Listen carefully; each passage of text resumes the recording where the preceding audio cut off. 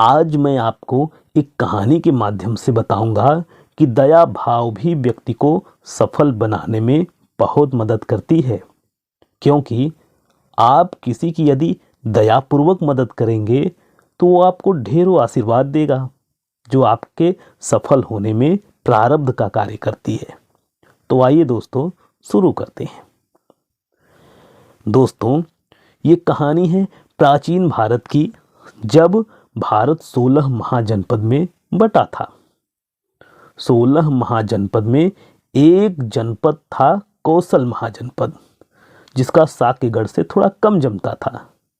कौशल नरेश प्रसेनजीत हमेशा साकेगढ़ को जीतने के फिराक में रहता था।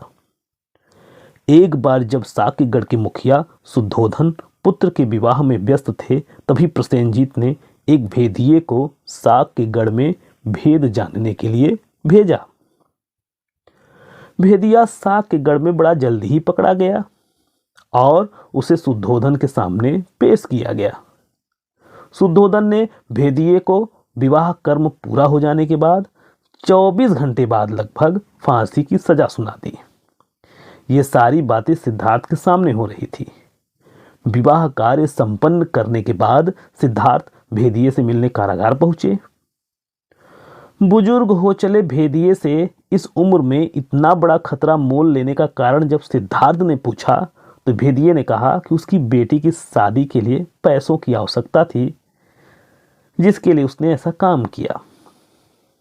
कल मेरे घर पैसा पहुंच जाएगा और मेरी बेटी का विवाह भी हो जाएगा। ये सारी बातें सुनकर सिद्धार्थ को भेदिये पर दया आ गया और उन्होंने भेदिये से कहा कि अपनी बेटी का कन्यादान नहीं करोगे। ये बात सुनकर के भेदिया रोने लगा। सिद्धार्थ ने भेदिये से वादा किया कि वह उसकी बेटी के विवाह में उसे ले जाएगा। और एक दिन कारागार से चोरी से उस भेदिये को लेकर सिद्धार्थ अपने जीवन पर खतरा मोल लेते हुए भी दुश्मन देश की सीमाओं को लांघते हुए कौशल महाजनपद में जाकर उस भेदिये को उस दिन जब उसकी बेटी का विवाह हो रहा था उसके परिवार में पहुंचा दिया।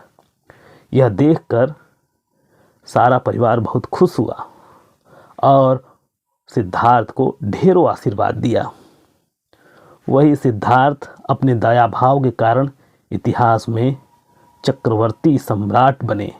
चक्रवर्ती सम्राट युद्ध या राजनीति के नहीं, चक्रवर्ती सम्राट लोगों के दिलों में बसने का। तो दोस्तों, अगर आपको ये कहानी अच्छी लगी हो तो चैनल को सब्सक्राइब जरूर करिएगा।